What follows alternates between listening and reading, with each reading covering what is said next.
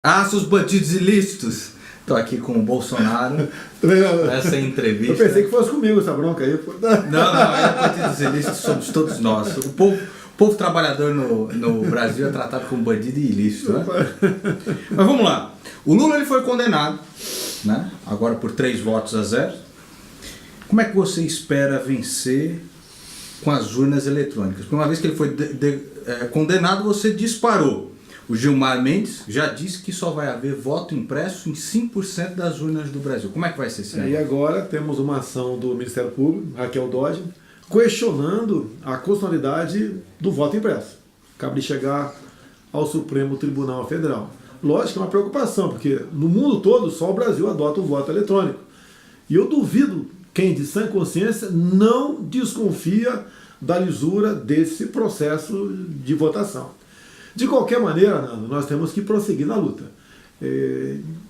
O que cada um puder fazer, tem que fazê-lo e fazer chegar esse seu reclamo junto ao Supremo Tribunal. Está nas mãos agora de 11 ministros do Supremo Tribunal Federal dizer se a lei vai ser cumprida ou não por ocasião das eleições desse ano. Porque você vai participar independente de ter voto impresso ou urna eletrônica, de qualquer jeito. Não interessa o que vai acontecer. Da minha parte, não tem recuo. Nós vamos disputar. Porque já é lei. Já é lei. Lei de 2015, uma lei de minha autoria, inclusive, desde 2015. Só agora o establishment resolveu questionar a constitucionalidade do voto impresso via Supremo Tribunal Federal. Porque a pressão estava se avolumando para que o TSE implementasse o voto impresso em todas as 600 mil sessões do Brasil, e não apenas em 5% delas. Desculpa aqui, eu tenho uma convicção que com o voto impresso, dificilmente a gente não ganha no primeiro turno, porque todos os outros são iguais. E a grande mídia, ou parte dela, não tem mais do que me acusar. Tentaram de todas as maneiras me caluniar. E não chegaram, não atingiram o seu objetivo. E a última pesquisa foi do Datafolha. Acreditar em Datafolha, eu prefiro acreditar em horóscopo. O seu partido ele é pequeno, o Bolsonaro. Como é que você vai fazer com o tempo curtíssimo que você tem na TV? E eu queria saber se participar você estar neste partido, ele te habilitará a participar dos debates, porque parece que você precisa ter um coeficiente ali do partido para que você possa participar dos debates da TV. Você vai ficar de fora dos debates? Quanto à participação, pode haver um convite. Duvido que não me convide, mas duvido mesmo. Até porque quando nós nos filiarmos agora no início de março, vai ter deputado suficiente, no meu entender, se filiando ao partido, apesar nosso tempo de televisão ser de 10 segundos e praticamente não temos fundo eleitoral também. O total para a campanha minha do fundo eleitoral, da nova lei, eu vou ter 3 milhões de reais. Nunca vi tanto dinheiro na minha frente. Eu acho que é o mais do que suficiente para fazer uma boa campanha. Se você pensar em buscar um partido médio ou grande, desculpa aqui, Nando, mas você está fazendo a política exatamente igual aos outros. E nós não queremos fazer isso aí. Ou a gente chega lá isento para poder buscar implementar a sua política, ou não chega.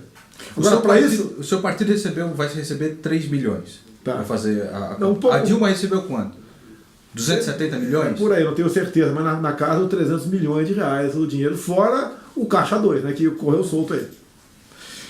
Bom, o narcotráfico e a violência, ela está em todos os lugares do Brasil. Você vê lá Fortaleza em um estado de calamidade, você vê o Rio de Janeiro em um estado de calamidade. Quais são os seus planos para a segurança pública, para o Exército Brasileiro, o combate às drogas e à criminalidade? O que você acha dessa nossa legislação que é absolutamente leniente com aquele que é o infrator, com aquele que é o bandido?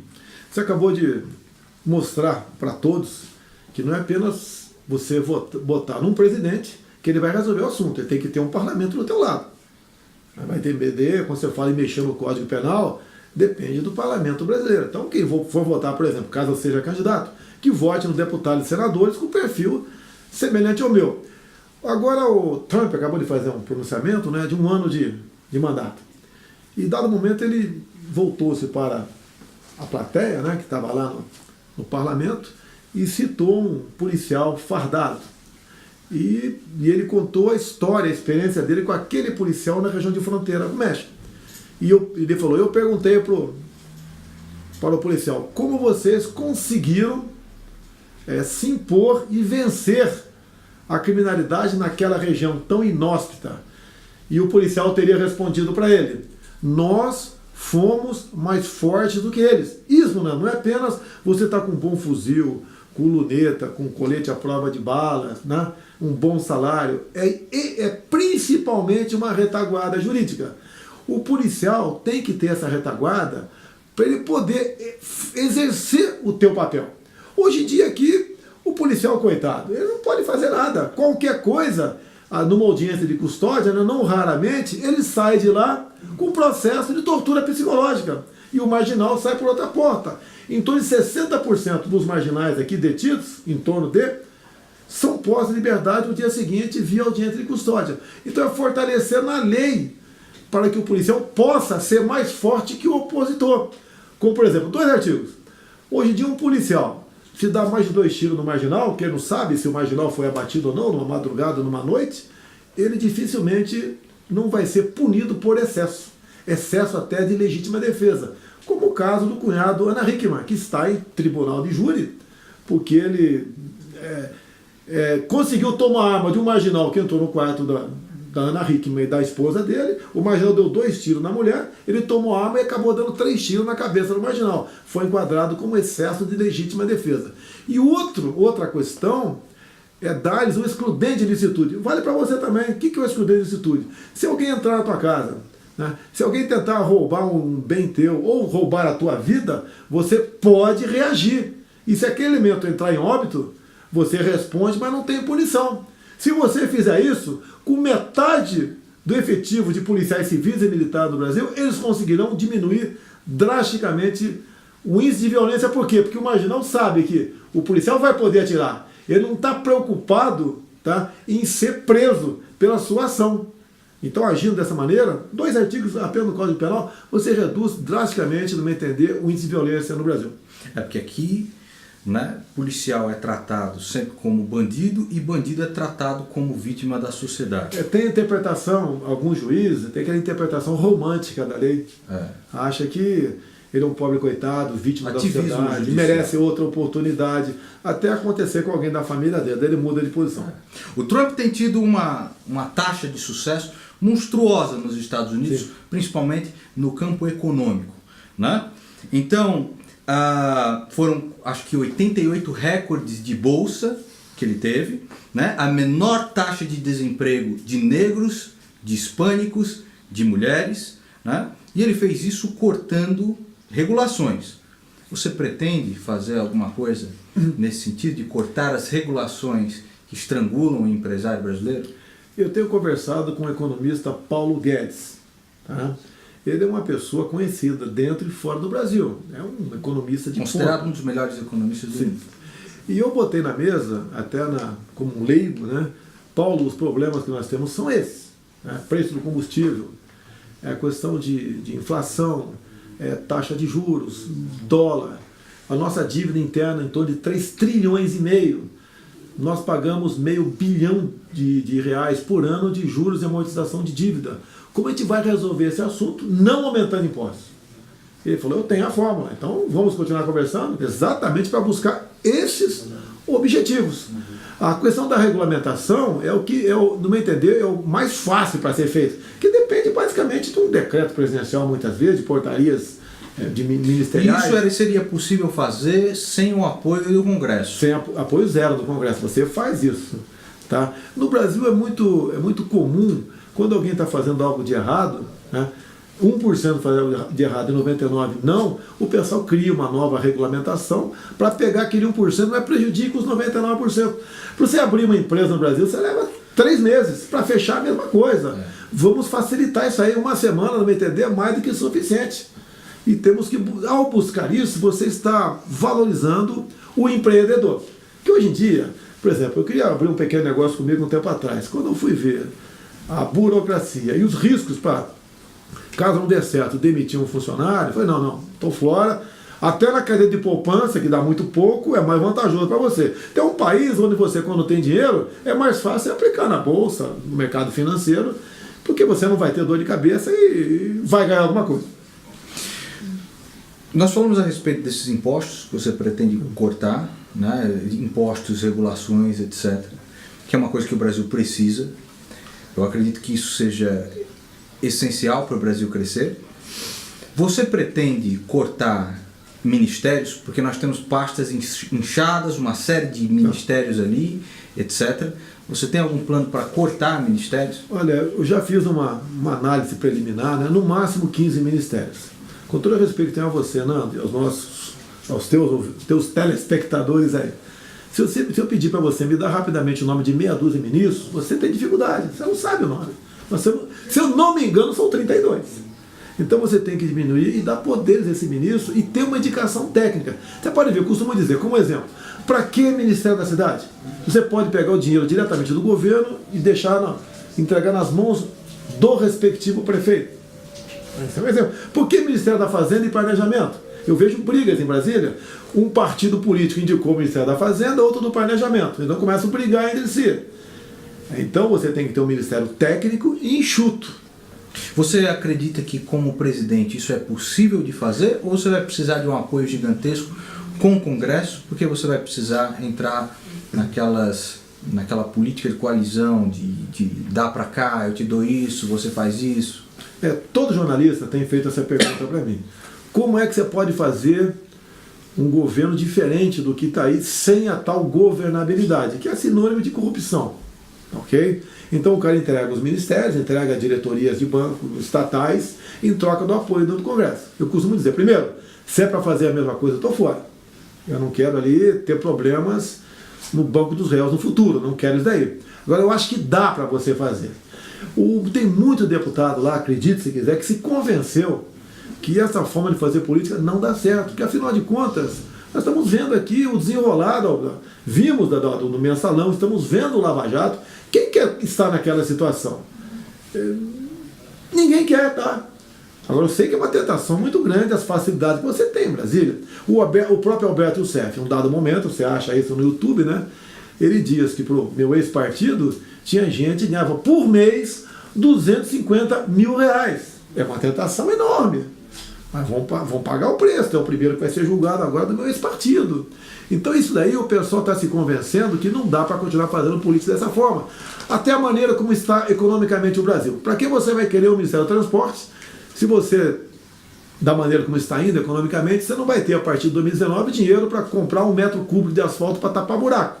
Temos esse problema seríssimo pela frente. Não é apenas a questão da Previdência. A Previdência tem problemas? Tem. Agora, todas as áreas do governo têm problemas e você não tem como resolvê-lo sem que você bote uma pessoa técnica lá. Me permite alongar.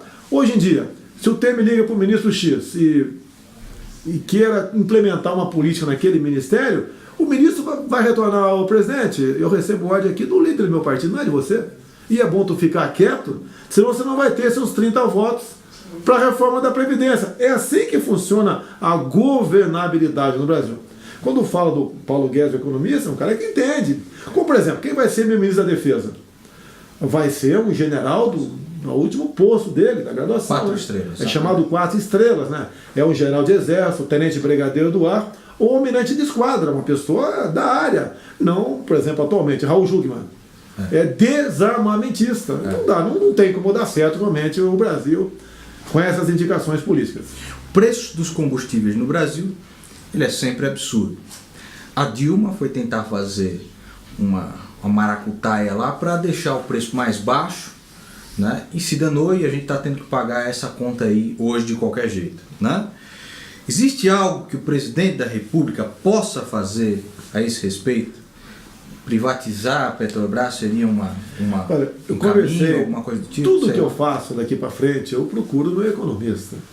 Rapaz, não tem problema. Seria o Paulo Guedes. É o Paulo Guedes, né? Paulo Guedes, o preço do gás, por exemplo, está caro, né? Combustível. Você vai no Paraguai, está 2,60 num posto BR nosso, Paraguai. Aqui a gasolina está mais de 4. Né? Como é que a gente faz isso? Daí ele falou, não podemos ter nada sobre, falando de subsídio. Eu concordo Concordo contigo. E o preço dos impostos? Não dá para diminuir um pouco isso daí? Para dar até um refresco pessoal? Para diminuir impostos tem que desinchar o Estado. Tem que desinchar. Você falou em privatizar. Sim. A Petrobras, também entendeu, é uma empresa estratégica. Então a privatização dela, na minha cabeça, teria que ser não igual uma outra qualquer, que não seja estratégica. É jogar para cima, quem pegar leva. Não. Tem que ser, por exemplo, como foi feita a Embraer, chamado Golden Share. Ou seja, os acionistas não podem vender a sua participação para quem bem entender, né? A Embraer está tendo não esse problema, tá buscando uma parceria com a Boeing. Até porque se não fizer uma parceria, vai acabar sendo minada, vai morrer. E você tem que buscar a maneira de buscar produtividade, né? Então, naquela maneira, eu acho que a Petrobras você poderia fazer uma privatização dela dessa forma. Você fala muito em regime militar, né? Economicamente, a partir do governo do Geisel, houve um aumento de estatais e de regulamentações. Você repetiria isso? Criaria mais agências reguladoras? Tentaria interferir nos preços dos produtos ou o seu governo teria menos intervenções e seguiria uma linha economicamente mais liberal? O pessoal, alguns de má fé, me atacam por ser militar, dizendo que eu ia adotar esse tipo de política econômica. Eu te perguntaria, no passado, quando fizemos a Itaipu Binacional, alguém da iniciativa privada toparia fazer aquela obra gigantesca? Tinha que ser dinheiro nosso.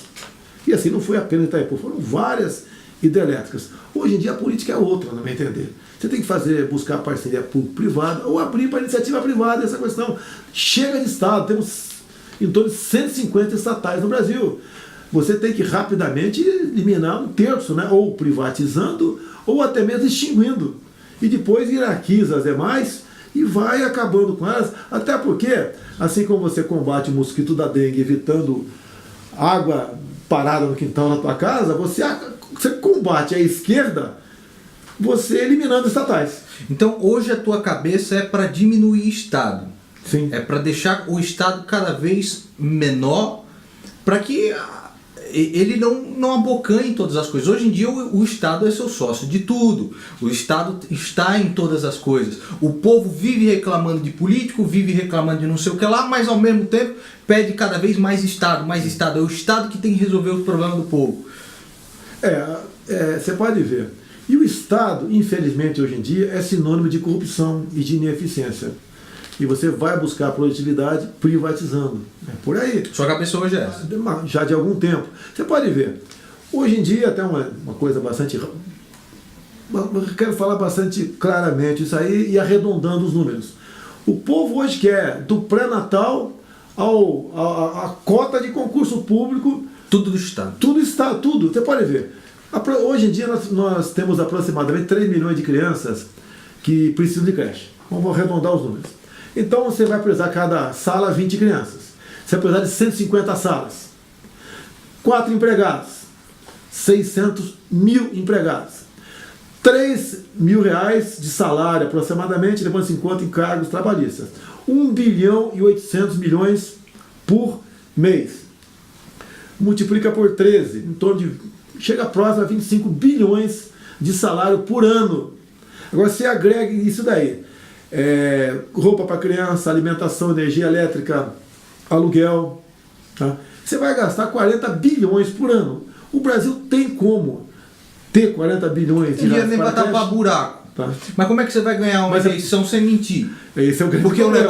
o negócio é você chegar e falar, eu vou fazer um monte de creche, eu vou fazer não sei quantos, eu vou dobrar o salário dos policiais, eu vou dobrar o salário dos professores e tal, e o povo cai nessa esparrela toda. Como é que você vai vencer uma eleição de novo. Sem mentir? Vou acabar não chegando lá então. Eu costumo dizer, eu pretendo fazer não só um programa de governo, né, que é feito muitas vezes com dinheiro, né, para você ter um bom programa para apresentar a população, né? E também mentindo. Eu vi na campanha última os candidatos, a Dilma falando, vou construir 6 mil creches. Você não são 6 mil creches, são 150 mil creches. Nesse número, levando-se em conta 3 milhões de crianças que precisam. Agora, eu espero que dessa vez o povo não acredite nessas mentiras, nessas lorotas. Porque o pessoal mente e é comum, olha, se eu não mentir, o outro vai mentir, vai ganhar o voto, então vou mentir eu. Nós não vamos adotar essa linha. Como é que você lidaria com governos canalhas, com governos narcotraficantes, que tem conluios com narcotraficantes, como o da Bolívia, como da Venezuela, como as desgraças de Cuba. Como é que você lidaria, e você vai ter que lidar caso seja presidente, com esta máfia nojenta da América Latina? Diferentemente do que o PT fez, né? O PT não era governo ainda, em 90 criaram o Foro de São Paulo, onde se reuniram. Onde eles se fortaleceram. Fortaleceram não só apenas partidos políticos, bem como grupos, como as Farc fizeram parte do Foro de São Paulo. Ou seja, um grande acordo. Os narcotraficantes, que hoje é o problema lá em Fortaleza, é o problema no Rio de Janeiro. Um grande acordo entre eles, eles se ajudam para chegar ao poder. Você vê vídeo do Zé Dirceu falando claramente, quando começou o Foro de São Paulo, quem poderia imaginar todos nós chegarmos lá? E chegaram. Graças a Deus aconteceu aí o mensalão, graças a Deus. Olha o que eu estou falando aqui. E graças a Deus foi descoberto o petrolão também. Porque se não descobrir, ele estaria até hoje, ele estava fudido. Todas essas acusações verdadeiras contra o governo do PT. Até porque se os delatores entregaram bilhões de reais ressarcidos, os cofres públicos, é sinal que muito mais do que isso foi desviado. Está enviado. Então, tá mais do que taxativo você usar a máquina do Estado, estatais, para atingir seu objetivo. E mesmo assim, eu não acredito em 35%, mas pelo menos 20% do eleitorado brasileiro ainda vota no PT e acha que o Lula é vítima disso tudo que está acontecendo aí. Nós aguentamos, Nando, mais 4 anos de PT ou de outro partido qualquer. Não aguentamos mais. Não aguenta mais. Acabou o Brasil. Se tiver mais um presidente socialista nesse país, o que você acha que acontece? Nós vamos para Venezuela e para Cuba. Okay? Você vê que depois de anos e anos e anos de Rede Globo doutrinando as pessoas com a mentalidade progressista, uma coisa inesperada aconteceu. Você vê essa onda conservadora do brasileiro para tentar resgatar essas raízes daquilo que é bom, daquilo que é imutavelmente bom. Como é que você vê essa nova onda conservadora, né, no Brasil? Diversos jovens aí negando, rejeitando a mentalidade progressista e se considerando conservadores de fato, apegados à família, à tradição, à religião, etc. A valores nacionais. Como você vê isso? Lógico que eu fico feliz com isso. Eu cheguei em 91 em Brasília. Eu era sozinho contra tudo aquilo. E era taxado de maluco, né? Rotulado de ditador, torturador, tudo que você possa imaginar. E eles, como estando do lado certo, faziam até uma contraponto aí o Lamarca. O Lamarca, aquele grande guerrilheiro, Che Guevara brasileiro, buscando aí a distribuição de renda, o mundo perfeito. Eu sofri tudo isso. Respondi uns 30 processos de cassação. Nenhum por corrupção. Tá? E vejo com bons olhos a chegada dessa, em especial, garotada. Hoje em dia, em torno de 40% da garotada, entre 16 e 24 anos, me apoiam. E eu sou o único diferente desses todos os outros candidatos que estão aí. E essa força da garotada é muito bem-vinda. Eles deixaram de acreditar na perfeição hipotética, aquele mundo maravilhoso que só a esquerda prega. Você não é um cara perfeito também. Não, lógico que não sou. Ninguém é, porra. Eu sou diferente dessa turma que está aí, completamente diferente. E, inclusive, quem não gosta de mim, o direito dele, sabe que eu sou diferente dos outros, e ponto final. Agora, eu tenho uma esperança. Eu acho que, desculpa aqui, eu acho que acontece comigo é uma missão de Deus, só pode ser. Que, afinal de contas, Nando, eu não tenho partido, não tenho fundo partidário, não tenho tempo de televisão, não tenho nenhum governador comigo, não tenho nada comigo a não ser o povo. E a gente está caminhando realmente para uma situação que estamos apavorando. É um rio de jacarés. Pô, e o povo espera se agarrar no palito de fósforo para sair dessa. Exatamente. Né? Porque você não acha que é também um peso gigantesco? Às vezes você não fala assim, eu quero perder essa porra logo de uma vez, porque é um peso imenso, um povo inteiro depositando essa esperança, e a gente sabe que o negócio é muito mais complexo, mas um povo inteiro depositando esperança em Jair Bolsonaro. Você não acha que é um peso gigantesco que às vezes você fala assim, eu quero largar essa merda toda que se foda, essa porra toda aqui? Não, do que acontece, em especial no interior do Nordeste, todo dia chega dezenas, né, de imagens e de fotos de pessoas inaugurando outdoor com o meu nome. É o povo mais humilde, mais sofrido, mais pobre até, tem do bolso deles. Essa força. do bolso deles. A Folha de São Paulo começou a ligar, o pessoal começou a mandar informação no WhatsApp para mim, ligando para você, por exemplo, está lá no interior lá da Bahia. O seu Nando, o deputado deu dinheiro para você fazer esse outdoor? Isso aconteceu, a Folha foi atrás para saber. E dinheiro da onde? Os caras estão tentando achar pelo em ovo, os caras querem tudo para te fuder. Isso está vendo. O primeiro estado, por exemplo, que me deu na frente do Lula foi Santa Catarina. Tá? Hoje em dia, segundo o Paraná Pesquisas, eu ganho do Lula ainda, né? Em 4 regiões do Brasil, perco apenas no Nordeste. A diferença é grande lá, nos finalmente dá o Lula na frente. Mas nós estamos reagindo. Essa porra tá fudida já, 3-0, essa porra. Espero que. Eu acho que não tem solução para ele. Não tem solução. Não tem solução só essa porra desse país aqui foi de brincadeira mesmo. Vira bagunça. Lá. E se resolver, conceder a elegibilidade. Isso não tem cabimento. Isso daí. E dado o que aconteceu. E vem outra burdoada dele agora na questão do. Não tem mais pra fazer de Lula. Entendeu? Mas o PT vai ter um candidato, com toda certeza. Vai colocar lá outro poste que nem Dilma Rousseff, entendeu? Mas Lula acabou, e como todo partido comunista, socialista, quando tira um homem forte, acaba o partido logo. Só lutando democracia, mas só tinha uma liderança lá, né? Só tinha uma liderança, é Lula. Ele é o não dividia nada chefão, é o dom, é o capo. Tanto é que todo mundo se apega nele, faz essa onda toda aí, critica o judiciário, critica aí os integrantes do Ministério Público, da Justiça Federal, etc., porque sabe que o Lula caindo é igual a rainha no jogo de xadrez. Eu falo isso porque eu tô de saco cheio. Eu às vezes não vou mais gravar essa merda, não. Foda-se essa porra toda. E eu fico de saco cheio. Você teve o quê? 2 capas da Veja com você. Uma capa de Isto É. Capa de Isto É. Folha fudendo direto. Globo também. Folha, páginas inteiras. Sem contar tentando achar pelo em ovo, toda hora. Tá? É o tempo todo. Até você pode ver. Me permite só falar um caso, só um caso. Que fui das acusações aqui. A questão que eu teria uma funcionária fantasma lá em Angra dos Reis. Certo. Primeiro que é um distrito. Vila História de Mambucaba, um lugar de gente pobre, humilde. E a Folha esteve lá no dia 10 de janeiro. Daí procurou a minha funcionária, não achou. Daí, funcionária fantasma, que vende açaí. Pô, a loja de açaí está em nome da irmã dela. A razão social é o nome da irmã dela. E daí você vai no suplemento ao boletim administrativo 241 de 19 de dezembro e publica ali as férias da minha funcionária, ela gozar entre 26 de dezembro e 20 de janeiro. Então, dia 10 de janeiro, ela estava de férias. Nem eu quero saber onde ela está. Quem dirá a Folha? E foram lá e rotularam a mim de ter uma funcionária fantasma. Não tiveram cuidado de procurar saber. Eles mostram essa porra depois? Não, eles não mostram. Lógico que não mostram. É a mesma coisa a questão do meu patrimônio.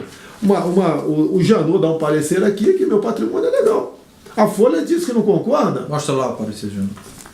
Ok? Não concorda. A questão do auxílio moradia é a mesma coisa.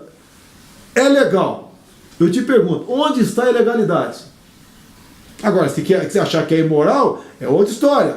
Grande parte dos homens e mulheres de imprensa no Brasil recebe como pessoa jurídica, não como pessoa física, para fugir do imposto de renda. Mas é legal? É. Porque parece que tem político aí que tem imóvel de 100 mil, o cara não declara nada. Os teus imóveis estão declarados ou não estão? Tem algum que não está declarado? Não, todos declarados. Eles foram em cima do meu imposto de renda. Então os caras estão pegando um negócio que está declarado. Mas é lógico. Eles estão pegando um negócio que todo mundo ali recebe ou auxílio moradia ou a galera recebe como é que é? Apartamento funcional. Eu já falei aqui, eu acho que político deveria receber uma puta de um pirulito. Toma aqui um pirulito no final do mês. Mas isso aí sou eu. Eu sou realmente o cara. Mas qualquer um de nós, até você mesmo. Se você comprou, por exemplo, esse imóvel, não sei, você já tem esse imóvel aqui. Você comprou 20 anos atrás, o preço lá que está no teu imposto de renda lá, ele não mexe, ele fica estagnado.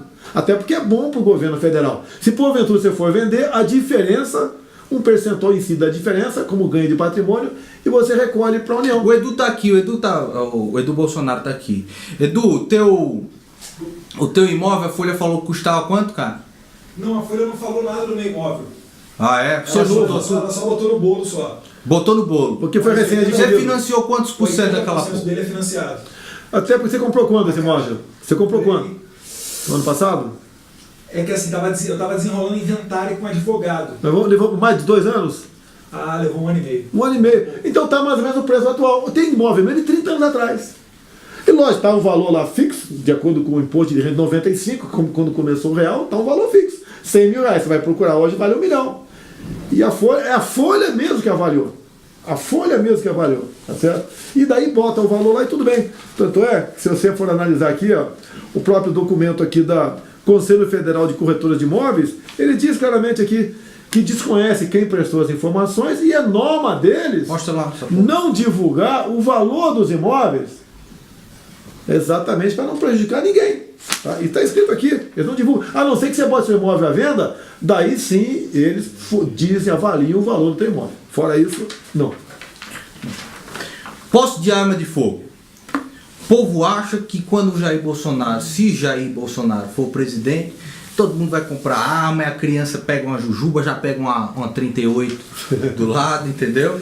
Todo mundo vai ter arma, como é que vai funcionar esse negócio? Como seria isso? Porque o povo acha que você chegar lá, presidente da república, vai chover arma junto com, sei lá, qualquer merda de chuva. Nós fizemos um referendo há pouco tempo sobre a comercialização de armas de fogo e munição no Brasil. E em torno de 65% da população votou favorável a caso você queira comprar uma arma, né, munição, você pudesse fazê-lo. O governo do PT simplesmente ignorou essa vontade popular. No período dito militar, de 64 a 85, você comprava a tua arma na Mesbla e dava de presente para o teu pai, sem problema nenhum. E tem muita gente que votou não no referendo, né, para que você pudesse ou não, para você poder comprar arma de fogo, mesmo ele não querendo comprar. Hoje em dia, Nando, quem quer fazer besteira, compra a arma de um dia para o outro, até fuzil, basta você ter dinheiro. Ou você busca lá fora ou compra aqui dentro. Agora, cidadão de bem, não tem como comprar a tua arma, é praticamente impossível, porque passou a ser subjetivo o direito de você comprar arma de fogo. Você tem que comprovar a efetiva necessidade. E você, a Polícia Federal, orientada pelo Ministério da Justiça e pelo respectivo governo, simplesmente dificilmente autoriza a comprar uma arma. Então o que eu quero é o seguinte, que o cidadão de bem exerça o decidido no referendo, caso ele queira comprar uma arma de fogo. Logicamente, alguns poucos critérios. Mas se você quer comprar uma arma, até maior de 21 anos de idade, quer comprar uma arma, você vai comprar e vai ter dentro da tua casa. Eu já disse aqui várias vezes que eu não acredito que o presidente da República mude o Brasil. Nós precisamos de uma mudança de baixo para cima, do povo até chegar ao poder. Mas o povo vê uma esperança muito grande em Jair Bolsonaro. Eu quero saber, você vê alguma possibilidade, em um outro candidato fazer um bom governo? Eu não sei, Marina Silva, Alckmin, Luciano Huck. Vocês acham que existe, né, alguma possibilidade de algum presidenciável tirar o Brasil desse buraco? Desses nomes que estão aí, eles são muito parecidos. O único pré-candidato verdadeiro sou eu, que eu estou há 3 anos nessa briga. Os outros estão esperando, né, o que poderia acontecer com o nome dele para tomar uma decisão. Eu tomei uma decisão, eu vou ser o candidato do povo brasileiro. Comigo não tem recuo, nós vamos até o final nessa caminhada. Os outros não. Eu pretendo, quando começar os debates, né, começar o período eleitoral propriamente dito, 45 dias antes, eu já tenho meus 15 ministros definidos. Os outros vão ter um ou outro ou nenhum. Por quê? Eles vão esperar terminar as eleições, caso ganhe, daí vai para o cantinho, lá para a Granja do Torto, chama os líderes partidários, você é do partido X. Quais ministérios quer para você me apoiar? Você é do partido Y, quer quantos ministérios, ou quantas diretoria, ou quantos estatais para me apoiar? Vai continuar fazendo exatamente a mesma coisa. E chamo isso de governabilidade. Para mim, governabilidade é você indicar as pessoas certas para aqueles ministérios. Tá? Então não vejo no quadro, nesse que se apresentaram até agora, ninguém com essa possibilidade de começar a desfazer o que a esquerda, o PSDB e o PT fizeram ao longo desse tempo todo, né, e começar a solucionar os problemas do Brasil. O meu amigo Spider, ele tem um canal no YouTube, se chama Spider Consense. Ele fez aqui algumas perguntas. Esse aqui é o Bolsonaro do futuro perguntando para você, ó. aqui, ó, Jair Messias Bolsonaro, tá ok? Aqui é o Bolsonaro do futuro, tá ok? Eles estão tentando de tudo pra me tirar do governo, tá ok? O que você pretende fazer pra evitar isso? Daqui a pouco eu pego o DeLorean e volto. Bolsonaro do futuro falando pra você. O Spider, como eu não estou fazendo nada de errado, né? Exatamente por isso querem me tirar. Mas com a ajuda da população, você fazendo as coisas certas, Você acha que vai ter o apoio da população nessas horas difíceis? Porque aqui no Brasil o cara fez uma medida impopular, o povo cai um cacete pra arregaçar. Olha, você acha que vai ter essa... Olha, eu costumo dizer, como eu já estou com mais de 60 anos, né, eu já estou no lucro. Então, eu estou aqui nessa luta. Logicamente, é um transtorno, é muita dor de cabeça, é problemas até familiares, você leva para casa sem querer, mas alguém tem que tentar mudar o destino desse Brasil. Nós temos tudo aqui para ser uma grande nação. Tem outra dele aqui, ó. Olha, Bolsonaro, gostaria de pedir um favor pra você. Eu queria saber, se caso num debate, qual seria a primeira pergunta que você faria pra mim? No debate, qual é a primeira pergunta? Tu já saiu da cadeia? Tu fugiu? Como é que você tá aqui, ô cabra da peste? Tem outra aqui, ó. Vamos lá. Essa daqui, o Spider, também é o nosso querido professor Olavo de Carvalho. Ora, eu queria que você explicasse, tá certo? Por que as pessoas querem criminalizar o nazismo e não o comunismo, tá certo? E boa sorte. O nazismo já é criminalizado aqui, né? E o nazismo... Ele é criminalizado. Matou aqui, 10 vezes menos do que o comunismo. E ambos têm que ser criminalizados. Só nesse país aqui que você tem o Partido Comunista do Brasil. Inclusive o PCdoB tem um convênio com o Partido Comunista lá da Coreia do Norte. Você lutou na luta amada mesmo. Como é que não era? Cheguei, eu tinha 15 anos de idade, os Mamaca passou na minha cidade, Eldorado Paulista, né? Fez um bafafá na praça, feriu seis policiais. Os comunistas chegaram lá. Eles fizeram uma base guerrilha na cidade de Eldorado Paulista, né? E você estava lá, tinha 15 anos de idade? Eu estava na praça, tinha 15 anos de idade, quando o Mamaca passou. Daí o exército fez um acampamento ali em Eldorado. A partir do dia seguinte começou a fazer um acampamento, eu me aproximei da tropa e conversava com eles, dava dica, pescava com eles. O pessoal da tropa que estava lutando do exército. Contra o que estava na caça do Lamarck. O Lamarck, ele se embrenhou nas matas do Vale do Rio Ribeira de Guape, né?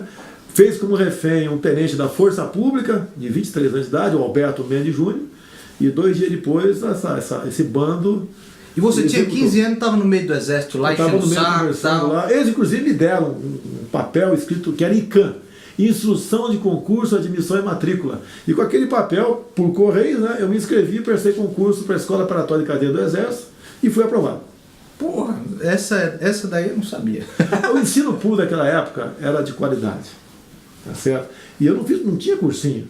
O por fora que eu fiz foi cursinho de português e eletricidade no Instituto Universal Brasileiro por Correspondência. É que eu fiz, lembra, né? No meio do gibi tinha aquilo lá. E outra, a molecada fazia as provas, que eram periódicas, e não colava. E botava dentro da cartinha e mandava para o Instituto, depois voltava corrigido. Quantas vezes eu tirei 7, 8, ficar com vergonha com a nota tão baixa. Okay? Bom, você não tem partido nenhum do seu lado, nenhum governador. A grande imprensa toda, quase toda, quer lhe fuder mesmo, entendeu? Quer acabar contigo, né? Tem vezes mentem, às vezes caluniam. Qual que é o segredo para chegar com mais de 20% nas pesquisas presidenciais? Né? Tem alguma equipe por trás disso? Tem alguma macumba? Tem alguma coisa assim? Eu não sei. O que você andou fazendo? O segredo você vai na Bíblia, João 8,32. E conhecereis a verdade vos libertará. Como vou estar em Dourados, como já estive em mais de 20 capitais de estado, em grandes cidades, né, nos últimos anos, é estudar os problemas e quais as possíveis soluções daquela região sem dinheiro. Porque um candidato sempre leva a solução, né? Não, vamos fazer essa ponte. Depois que chega, ele some porque não tem dinheiro para aquilo, tem dificuldade. Então a verdade e a sinceridade acima de tudo. Você pode ver, o que é mais caro para nós militares é a questão de faltar com a verdade. O militar que falta com a verdade, o cabo não sai sargento, o subtenente não sai tenente, o coronel não sai general. Se um dia na vida dele ele faltou com a verdade para com o seu superou, por exemplo. Tá certo? Então a verdade é acima de tudo. Eu vi que quando você chegou aqui, chegou meio cansado. Porque tinha dado a entrevista para o Pânico na rádio, e depois foi fazer outros compromissos, etc. Diferente, a primeira vez que eu lhe vi, estava sorridente e tal, etc. Esse fardo grande parece que ainda não estava nos ombros. E a imprensa tem feito isso sem parar, constantemente. Dessas notícias que saem aí, o que mais te desagradou, o que mais te deixou cansado, o que mais te deixou desanimado, etc. Bem, praticamente todas as notícias, as acusações, te desgastam. Que você às vezes começa a pensar, pô, será que o João vai entender a questão do auxílio moradia, que é legal? Vai entender que meu patrimônio não é isso que a Folha está dizendo? Vai entender que eu não tenho uma funcionária fantasma, que eu não sou homofóbico, que eu não sou racista. É porque é direto. O tempo todo... Agora, você pode ver, a última coluna de domingo agora do Anselmo Góes. Diz lá que o alto comando das Forças Armadas, o meu prestígio lá é zero. Pô, dos 17 generais, 8 são das minhas turmas, que eu tenho 2 turmas. Não quer dizer que eles estejam 100% comigo, mas tem um trânsito enorme na metade do alto comando das Forças Armadas, o do Exército Brasileiro, e não tenho problema nenhum com eles. Até porque o Exército não emite opinião, nem contra, nem a favor, candidato nenhum. O partido das Forças Armadas é o Brasil e ponto final. E os caras... Agora, perante os militares, isso aí é ignorado. Agora, perante o paisano aqui fora, que não conhece, pô, o Bolsonaro está mal dentro do Exército. Se ele está mal dentro do Exército, por que eu vou querer dar um voto de confiança nele? Isso tem cansado? Cansa, não há dúvida, mas eu, graças a Deus, estou tendo força para se manter aí firme nesse propósito de não esmorecer. Uma das coisas que o pessoal fala é: você pretende regular a mídia, você pretende, né, tentar colocar os seus tentáculos aí em cima da liberdade de expressão, como o PT tentou fazer várias vezes. Você tem alguma pretensão de fazer isso? Porque se tiver a pretensão, eu sou o primeiro a descer o cacete aqui. Eu, como não quero apanhar aqui... Obviamente, essa imprensa livre, mesmo me criticando, me fez chegar até aqui. Eu duvido que se exista um político mais atacado do que eu, mais caluniado do que eu, em memes, seja lá o que for. Mas eu acho um válido isso. Até porque a população vai aprendendo aos poucos fazer o devido filtro. O que é verdade e o que não é. É dessa maneira que nós aqui vamos conseguir um dia uma democracia razoável. Até acho que você deveria processar mais os caras. No exame internacional do PISA, com 70 países, o Brasil sempre ocupa as últimas posições. Ao que o senhor atribui esse péssimo desempenho dos nossos jovens? Você mudaria alguma coisa no Ministério da Educação? Você vai militarizar as escolas? Nós vamos ter ali os meninos em tudo de farda agora? Como é que vai ser? Primeiro você tem que mandar o Paulo Freire para o espaço. Porque essa forma de educar não deu certo. Você pode ver, retiraram a autoridade do professor em sala de aula. A pesquisa da PEOSP em São Paulo, né, não é muito recente, mas está valendo, 70% dos professores já foram agredidos física ou moralmente, por alunos ou pai de alunos.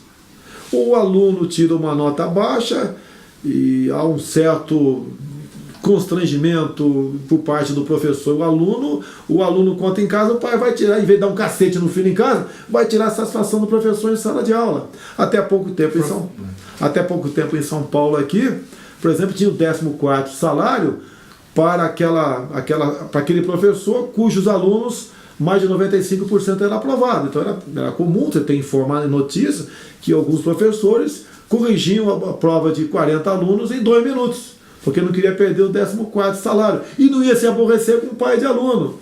E também tivemos depois a aprovação automática. Chegou a esse nível. Você quer que a molecada faça o quê? Termina no Enem, a prova do PISA, muitas vezes uma regra de 3. $1 vale R$3, $4 vale quantos reais? 70% erra. Interpretação de texto. O cara leu o primeiro parágrafo, né? Terminou de ler o segundo, que se entendeu no primeiro. Ele dá risada e não sabe. 70% também. E a questão de ciências, são as 3, né, disciplinas cobradas. É isso daí, uma vergonha, um vexame. Se você não mudar o currículo escolar e dar o direito ao professor a exercer sua autoridade, não chega a lugar nenhum. Tanto é que você falou, escola militarizada. Bem, se você quisesse, você poderia fazer em todas, não tem militar para tudo isso. Mas as escolas militarizadas, do estado do Amazonas e Goiás, o percentual de aprovação para universidade e faculdades, eles estão na frente das escolas até particulares. É a melhor educação. Porque lá dentro tem hierarquia, tem disciplina. O aluno não mexe com o telefone celular durante o intervalo, não tem como ele fumar um baseado, fazer uma bagunça lá no intervalo também, em sala de aula. E outra coisa, que é importante, tem um assessor meu aqui, mas não trabalha comigo, não fala que é meu assessor, né? O Gil Carteiro. Ele falou que muitas vezes na Fundação Casa, a FEBEM, essas casas, o moleque está lá e daí aplica-se uma pena alternativa. O moleque vai para casa, mas tem que ir para a sala de aula. Esse moleque, como não tem recuperação, ele vai para a sala de aula tocando barata voa na sala de aula. Ou seja, prejudicando os outros 30 que querem aprender. Isso não é democracia, você não vai retirar da miséria a população através do saber, do conhecimento, com esse garoto infernizando a vida de todo mundo na escola. Essa aqui é para terminar a nossa entrevista aí. Eu espero que você, bandido ilícito, né, esteja aproveitando, né? Deixei de falar aqui o máximo de tempo possível, né? Não interrompi nenhuma vez. Mas vamos lá. Se você perder, que é uma possibilidade, ainda mais com essas urnas eletrônicas aí, com essa urna da Smartmatic, na votação da Dilma nós tivemos uma apuração secreta das urnas, etc. Se você perder, você acha que o Brasil aguenta mais 4 anos de socialismo? Olha, se perder para uma pessoa que tem um perfil semelhante ao meu, tudo bem. Ou até melhor do que eu. Eu costumo dizer, tem muita gente por aí, não entre os pré-candidatos, mas por aí, melhor do que eu. Mas está faltando ele sair da toca, sair da zona de conforto e enfrentar. Isso é o que tem. Eu sou um palito de fósforo É o que tem. para atravessar um rio cheio de piranha. É. Normalmente é isso daí, eu sou um palito de fósforo. É o que Reconheço isso, eu sei das minhas limitações. Né? Mas vejo nos outros pré-candidatos uma certa igualdade entre eles. Já buscam um acordo, ele já se vê certos pré-candidatos, já buscando atrair o PMDB, atrair não sei quem, não sei o que lá, pela governabilidade. Sabe que isso aí, na verdade, é a partilha do poder. Vão ter um excelente discurso que vai agradar a mulher, o afrodescendente, o homossexual, o pobre.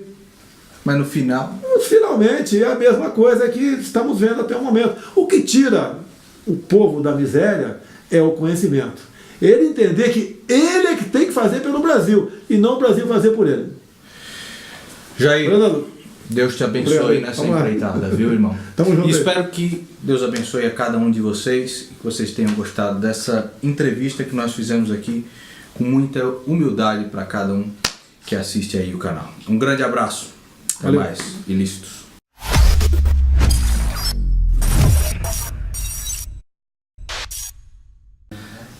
Jair, o que você pensa do professor Olavo de Carvalho? Ele, para mim, é um dos mais brilhantes filósofos da atualidade, se não o mais, né?